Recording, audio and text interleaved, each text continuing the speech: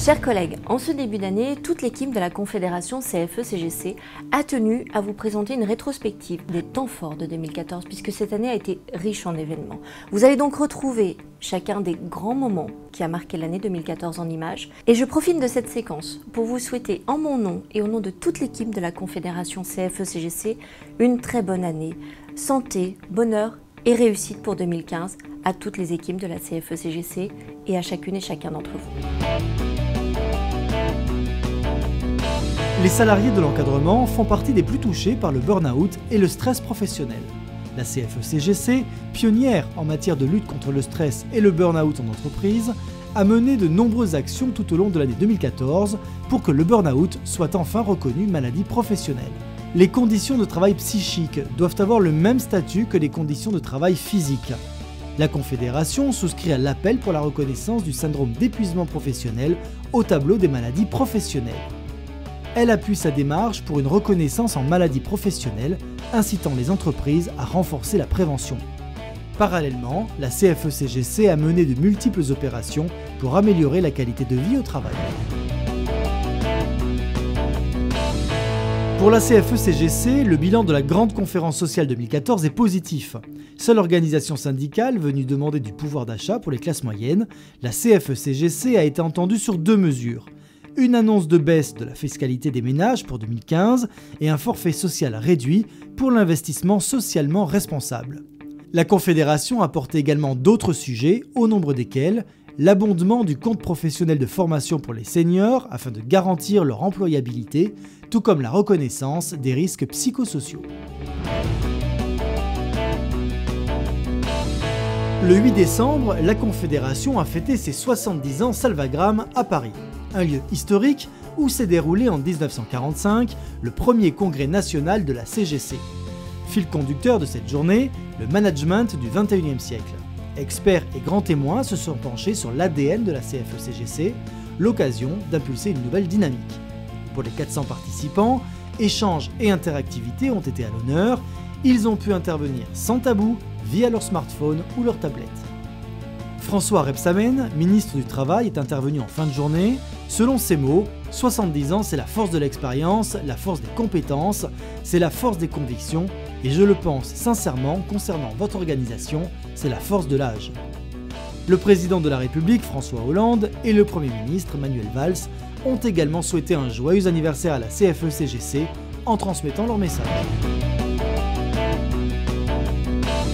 En 2014, la CFE-CGC est devenue la première organisation syndicale en France à mettre à la disposition des consommateurs une application pour smartphone. Son nom, Made in Emploi.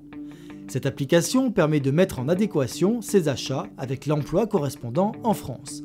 La meilleure façon de promouvoir une attitude responsable de consomme-acteur au profit de la relocalisation des entreprises et leur pérennisation sur le territoire. Avec Made in Emploi, la CFE-CGC place une fois de plus les femmes et les hommes au cœur des choix stratégiques économiques et industriels des entreprises. La CFE-CGC refuse la fusion de la CSG et de l'impôt sur le revenu, la CSG progressive, le prélèvement à la source ou encore le calcul de la taxe d'habitation en fonction des revenus et la baisse du quotient familial. Les classes moyennes payent l'addition pour les autres. La CFE-CGC demande une réforme globale de la fiscalité des ménages avec des prélèvements en baisse, le retour du forfait social sur l'intéressement et la participation à 8%, tout comme le maintien de la CSG déductible et la création d'un serpent fiscal et social européen. Comme l'a souligné Carole Couvert, l'accord sur l'assurance chômage de mars 2014 pose un problème d'équité. Les économies se font sur le dos des salariés de l'encadrement et des classes moyennes qui ne sont pas corvéables à merci. Lors de la négociation, toutes les propositions de la CFE-CGC pour augmenter les recettes du régime ont été rejetées par le patronat. La CFE-CGC a donc refusé de signer la nouvelle convention qui a mis en œuvre les droits rechargeables conduisant à plus de précarisation pour les salariés en contrat court. Une nouvelle convention qui fait également passer le délai de carence de 75 jours à 180 jours, inacceptable pour la CFE-CGC, puisque l'indemnisation est là pour pallier le préjudice subi et non pour pallier au déficit de l'assurance chômage. Elle proteste fermement, les cadres qui négocieront leur départ pourraient être fortement touchés.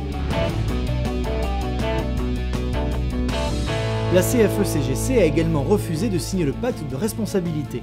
Un pacte qui ne comportait aucun engagement chiffré sur l'emploi et reposait sur un contrat de confiance entre syndicats de salariés et d'employeurs.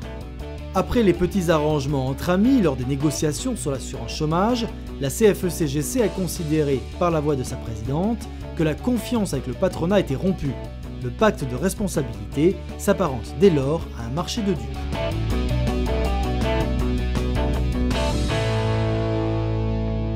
La CFE-CGC a réalisé des scores excellents dans les grandes entreprises et les PME. Pour la présidente de la Confédération, c'est le résultat de la clarté du discours. La CFE-CGC est seule à se battre pour le pouvoir d'achat des cadres et des classes moyennes et à dénoncer le matraquage fiscal. Mais ces scores historiques sont aussi et surtout le résultat d'un magnifique travail de terrain. La présidente de la CFE-CGC, Carole Couvert, tient à remercier tous les militants grâce à qui ces résultats portent haut les valeurs du syndicat.